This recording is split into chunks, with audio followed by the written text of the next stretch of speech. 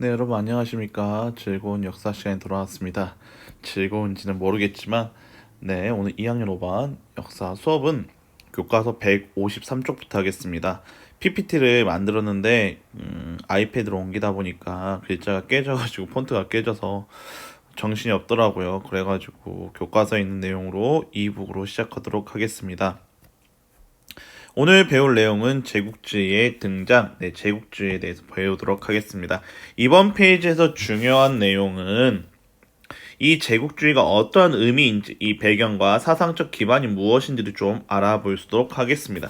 이 제국주의란 의미는 교과서를 보시면은 군사력과 경제력을 앞세워 약속을 침략하고 식민지로 삼고 이러한 팽창 정책을 제국주의라고 합니다. 이게 제국주의의 의미이고요. 여기서 보시면 이 제국주의라는 것은 일단 산업화가 빠르게 진행되면서 이 자본주의라는 것은 생산과 이제 소비와 생산으로 인해서 시장 경제가 이제 완성된다는 뜻이죠. 보시면은 이 서양 열강이란 강력한 국가들인데요. 자국의 산업 발전을 값싼 원료 공급지와 상품 판매 시장을 확보, 자본을 투자할 곳을 찾고자 했습니다. 이러한 과정에서 이걸 제국주의. 그러니까 여기에서 제국주의라는 것은 강한 애들이 자신들이 돈 벌 수 있는 곳을 찾기 위해서 찾다 보니까 약한 애들, 약소 국가들을 점령하면서 식민지로 삼았는데 이걸 제국주의라고 합니다. 여기에서 이 제국주의의 이 사상적 기반이 되었던 것은 다윈의 진화론을 여기 일상적인 사회에 집어넣습니다. 약소국이 강대국을 지배하다는 것을 당연하다고 하는 이 사회 진화론, 약육강식, 약한 자는 강한 자에게 먹이가 된다고 말하면서 이 사회 진화론을 주장했고요. 이 제국주의는 미개한 친구들을 문명화하는 것은 자신들의 의무이고 그들에게 베푸는 은혜라고 주장하면서 정당화했습니다. 문명화론. 여기를 좀 그걸 대입시키자면은 그거예요. 일본이 우리나라를 점령했을 때 점령했던 것은 너희 조선을 근대화시키기 위해서 우리는 점령했다. 그래서 너희가 지금처럼 잘 사는 것은 우리의 식민지 지배의 결과가 아닐까라고 말하는 식민지 근대화론을 주장하게 되는 거죠. 뭔 개뺐다고 같은 소리죠. 전혀 말이 안 되는 소리예요. 이 사회 진화론이라는 것은 약육강식 잘못된 적용의 오류죠. 네, 보시면서 이 제국주의가 어떻게 식민지 지배를 정당화했는지 이러한 내용들을 한번 읽어보세요. 이런 것들 내용들 중요하니까 제국주의 정당화, 식민지의 필요성 보시면 되겠습니다. 이 세실 로즈라고 하는 분이 밟고 있는 거, 이 전신주 카이로에서 이 케이프타운까지 영국의 종단 정책을 보여주고 있는 상징적인 인물이 되겠습니다. 네. 다음 페이지 넘어가 보겠습니다. 이 제국주의 열광의 경쟁에서는 우리가 봐야 될 내용은 좀 몇 개 없어요. 여기에서 볼만한 내용은 영국의 3C 정책, 프랑스의 횡단 정책, 독일의 3B 정책이 있겠습니다. 일단 교통과 통신이 발달하면서 식민지 획득, 부루마블 생각하시면 돼요. 부루마블 땅을 많이 가진 사람이 승리하는 거잖아. 이런 것처럼 전 세계가 부루마블이 된 거예요. 과연 어떠한 나라가 가장 많은 식민지를 보유할까 하면서 영국 같은 경우는 본국의 50배에서 70배가 거의 한 200배, 300배가 넘는 땅을 가져가죠. 이 프랑스도 지금 아프리카, 이 프랑스어 쓰는 나라들 서아프리카 일대를 가져가고요. 독일 같은 경우는 뒤늦게 출발해서 이쪽에 세력을 확장하려고 했습니다. 여기에서 봐야 될 건 영국의 3C 정책, 3C, 이 케이로, 그 다음에 캘커타, 그 다음에 뭐 케이프타운 이게 있고요. 독일의 3B 정책은 베를린, 비잔티움, 바그다드를 연결하는 이겁니다. 우리가 3B와 3C 정책을 본다는 것은 이들의 제국주의 열강이 어떻게 이 식민지를 넓혔는지 좀 보시면 되겠습니다. 목이 말라서 제로 콜라 좀 먹었습니다. 아니네요. 일반 콜라네요. 여기 이제 열강의 아시아 태평양 침탈은 일단 제국주의 등장하기 전부터도 이 차와 향신료 돈을 벌기 위해서 몰려들었습니다. 이제 19세기가 들어서면서는 이제 특히 중국이라든지 인도 진출한데, 여기에서 봐야 될 내용은 열강의 아시아 태평양 그냥 땅 따먹기 부루마블인데, 영국은 인도, 그다음에 이 프랑스는 베트남, 그다음에 네덜란드는 인도네시아, 그다음에 뭐 이렇게 진출했다. 그다음에 뭐 영국은 뭐 또 오스트레일리아, 뉴질랜드야 뭐 이렇게 했고요. 미국은 이렇게 됐다는 거. 그냥 이 여기 페이지에서 봐야 될 내용은 그냥 이 나라들이 이런 데를 식민지로 삼았구나. 좀 인도, 영국, 뭐 호주와 뉴질랜드, 프랑스, 베트남, 네덜란드, 인도네시아, 독일은 뭐 이런 태평양 제도들, 미국은 필리핀, 괌, 하와이, 휴양 지도초 이런 데를 좀 가져갔다는 사실 좀 보시면 되겠습니다. 거의 다 뭐 이렇게 좀 지도를 보면서 보면 되겠어요. 이 대부분의 지역들이 다 식민지가 됐다라는 사실 좀 보시면 되겠습니다. 오늘 내용에서는 좀 그렇게까지 어려운 내용 늘었고요. 오늘은 한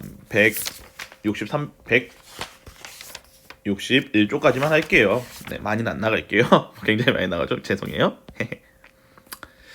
이제 열강이 아시아를 침탈했으면 이제 아프리카도 하죠. 여기에서 봐야 될 내용은 일단 이 리빙스턴과 스탠리 같은 탐험가들이 아프리카의 막대한 지하자원, 이 사람들이 내륙을 탐험합니다. 그 전까지는 아프리카 여기 이 해안가 주변만 이 탐험했다면 리빙스턴 이런 사람들이 아프리카 이제 내륙까지 속속 탐험합니다. 우리가 여기 중요하게 생각한 것은 좀 봐야 될 것은 이 베를린 회의 1884년에 이 콩고 사유지로 인해서 아프리카 분할 원칙, 이 베를린 회의를 통해서 아프리카를 어떻게 나눠 가질 것인가가 나오는데, 여기 교과서 보시면 나와 있는데 이거예요. 여러분이 친구랑 같이 길을 걸어요. 길을 가는데 저기 돈이 떨어져 있어. 그러면은 주인이 찾아줘야 되는데, 우린 보통 좀 이런 생각도 하잖아요. 떨어진 사람 먼저 줍는 자가 임자. 아프리카 분할 원칙이 그거예요. 먼저 줍는 자, 먼저 점령하는 사람이 그 땅을 가진다라는 아프리카 분할 원칙을 이 베를린 회의를 통해서 결정이 됩니다. 오늘 제가 머리를 했는데 머리가 굉장히 마음에 들지 않아요. 짜증나요. 네, 이렇게 베를린 회의 아프리카 분할 원칙 이렇게 했다. 그 다음에 이제 영국은 이제 카이로와 이렇게 하는 종단 정책, 프랑스는 동서남 횡단 정책, 이들이 충돌한 사건을 파쇼다 사건이라고 합니다. 영국의 종단 정책과 이 프랑스의 이 횡단 정책이 충돌한 사건이 파쇼다 사건인데요. 이 파쇼다 사건이 프랑스의 양보로 마무리됩니다. 전쟁이 터질 뻔한 사건입니다. 그러니까 아프리카에서 열강들 영국과 프랑스가 이제 이런 자신들의 식민지를 확장하는 도중에 이 수단에 있었던 파쇼다 1898년에 부딪히는 사건을 이 파쇼다 사건이라고 하는데요. 결론적으로는 프랑스에 양보했다. 그 다음에 독일이 이 모로코를 둘러싸고 프랑스와 대립했는데 이것을 모로코 사건이라고 해요. 두 번 있습니다. 1905년과 1911년 두 차례. 하지만 이제 뭐 결론적으로는 독일이 모로코를 가지지는 못하고요. 이 영국이라든 다른 열강들이 프랑스를 지지하면서 아무런 소득이 없습니다. 이런 제국주의들의 침략으로 아프리카에서는 이 라이베리아와 에티오피아를 제외한 모든 국가들이 식민지가 돼요. 그러니까 우리가 이 155페이지 볼 내용은 이 베를린 회의에서의 아프리카 분할 원칙이 어떤 내용인가, 1884년, 그 다음에 1898년에 영국의 종단, 프랑스의 횡단 정책에서의 부딪혔던 사건, 이 파쇼다 사건 좀 보시고요. 그 다음에 모로코 사건까지만 보시면은 굉장히 되겠습니다. 좀 그렇게 좀 찝어준 것들만 좀 보세요. 그 다음에 이 페이지에서는 아흐마드, 일명 마디마디, 여기 보면은 좀 이런 것들, 줄루 왕국, 에디오피아, 좀 이런 것 좀 보시고요. 베트남, 통킹우스, 빰버이쩌우 보시고요.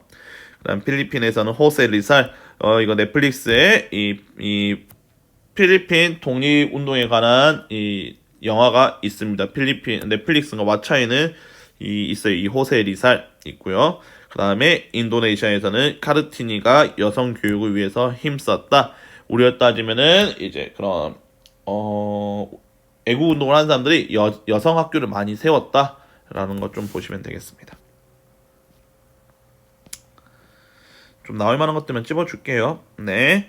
네, 교과서 159쪽 보겠습니다. 이 159쪽 오스만 제국에서는 볼만한 내용이 딱 이제 탄지마트, 미드하드 파샤의 이 헌법, 청년 티르크당만 보면 되겠습니다.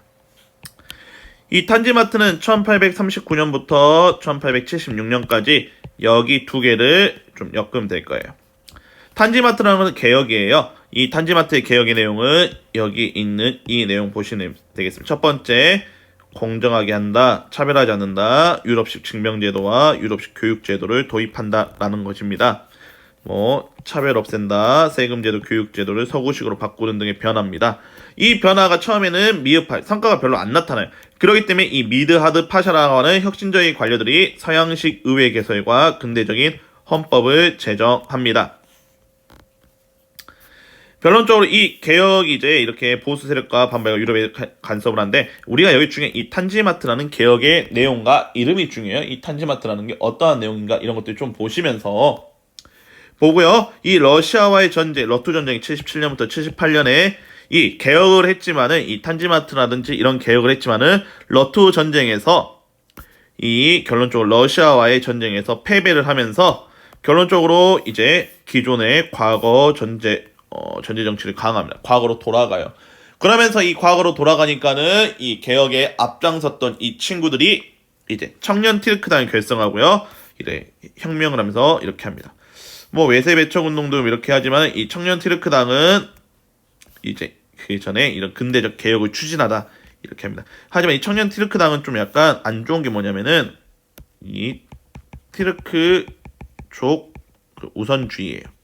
뭐 나중에 배우겠지만 이 청년 티르크당은 완전 국뽕이에요. 그냥 투르크 민족들을 위해서, 투르크 민족 외에 다른 민족들은 차별합니다. 뭐 외세 배척 우영도 이렇게 있지만은 결론적으로 이 페이지에 봐야 될 내용은 탄지마트 내용만 좀 보시면 되겠습니다. 탄지마트와 미드하드 파샤의 이 헌법, 좀 근대적인 헌법 좀 보시면 되겠습니다. 좀 보시고요. 네, 보시면 되겠습니다. 네, 아랍의 민족운동은 여기 페이지에서 볼만한 내용을 좀 몇 개만 정리할게요. 여기서 첫 번째 이제 이 와하브 운동, 이거는 이렇게 돌아가자는 건데, 와하브 운동은 지금의 사우디아라비아가 건설되는 계기가 되었는데, 와하브 운동이라는 것은 그냥 우리로 이야기하면 성경에 있는 말씀대로 살자. 그냥 우리가 지금 살고 있는 것은 성경의 말씀을 따르지 않기 때문에 순수하게 성경책에 있는 말씀, 여기에서 말하는 이슬람 경전에 있는 이 쿠란의 가르친 대로 살자. 이슬람의 본래적인 것을 와하브 운동이라 해요. 와하브 운동은 이제 뭐 이렇게 저항 운동하면서 이 사우디 아라비아 왕국, 이 건설에 이 사우드 가문과 이 와하브 운동이 결합해서 사우디 아라비아가 이제 1932년에 건설돼요. 처음에 한번 건설됐다가 망했어요. 그래서 사우디아라비아가 다른 이슬람권 국가에 비해서 굉장히 보수적인 거예요. 왜냐면은 이슬람 경제는 쿠란에 가르친 대로 생활해야 하기 때문에 뭐 여성들의 운동, 여성들의 인권이 굉장히 떨어지는 국가가 되는 거죠. 그리고 이제 아랍 문화 부흥 운동이 있어요. 아랍 문화 부흥 운동은 해외 문학 작품을 아랍어로 번역하고 아랍의 고전을 연구하면서 아랍의 민족의 단결과 독립운동을 장면서 아랍 민족주의의 기반이 되었다. 아랍 이제 문화 부흥 운동 대략적으로 이 일대에서 많이 합니다. 지금의 레바논, 이 뭐 시리아 이런데, 요르단 이런 쪽에서 많이 일어납니다.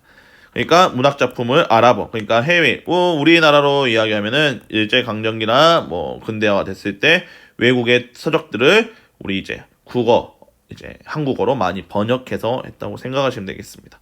이때 이런 문화 부흥 운동들이 많이 일어났습니다. 이게 이제 이렇게 연결되었다. 볼만한 내용 와하브 운동, 아랍 문화 부흥 운동 좀 보시면 되겠습니다.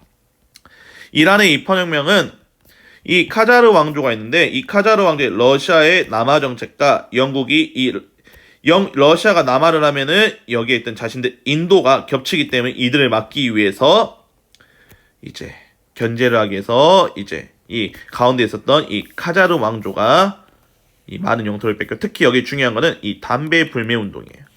이런 거.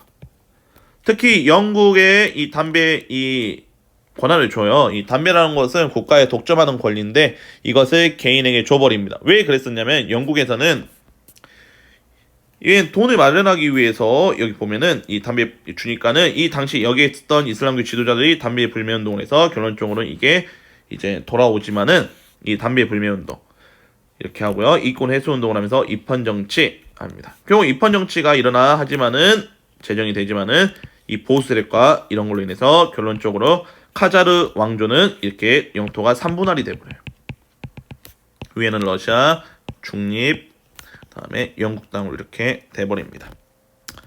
여기 이란이 입헌혁명에 볼만한 것은 이 담배 불매 운동 정도 보시면 되겠습니다. 입헌혁명은 뭐 있었다는 사실 보시면 되고요. 그 다음에 이집트의 근대화 운동은 좀 보시면은 여기에서 볼만한 내용은 이 무함마드 알리와 이 수에즈 운하라는 걸 좀 보시면 되겠습니다. 네. 여기 보시면은 이 무함마드 알리가 오스만 제국의 이 이집트 총독이 되면서 근대적으로 개혁을 하고요. 뭐 유럽식 이렇게 하지만 이제 근대화를 하면서 많은 돈이 필요해요. 특히나 영국과 프랑스에 돈을 빌려서 이렇게 많은 시설, 특히 이 수에즈 운하를 건설하면서 엄청나게 많은 빚을 지면서 결국 영국과 프랑스의 내적 간섭을 받고요. 이런 아라비 파샤라는 사람들이 이집트를 위해서 이렇게 혁명을 일으키지만 결국 영국군에 진압되면서 이집트 영국 보호군. 여기에서 볼만한 내용은 이 수에즈 운하예요. 이 수에즈 운하를 건설하면서 굉장히 많은 빚을 져서 결론적으로 영국의 보호국이 되고 이 수에즈 운하를 건설한 빚진 것 때문에 아라비 파샤 같은 이집트 민족운동이 발발하는 계기가 되었다. 결론적으로는 이런 민족운동은 영국의 진압이 되고 영국은 수에즈 운하에 빚졌으니까 너희는 그러니까 떼워라. 우리 보호국이 돼서 우리에게 해라. 수에즈 운하의 권리를 영국이 가져가 버리는 걸 특히나. 나중에 이제 한 3, 40년이 지나서 이 수에즈 운하 같은 경우는 전 세계의 거리가 3, 40% 줄어들어요. 유럽 런던이라든지 뭐 이탈리아에서 가는 배들의 거리가 옛날에는 아프리카 돌아갔어야 되는데 이제 그게 아니라 이 가운데 길로 샛길로 가니까는 굉장히 집으로 가는 거리가 빨라졌다 라고 생각하시면 되겠습니다. 오늘은 여기까지만 할게요. 네, 그러면 나머지는 한번 정리하고요. 다음에 수행평가 마무리하는 걸로 하겠습니다. 수고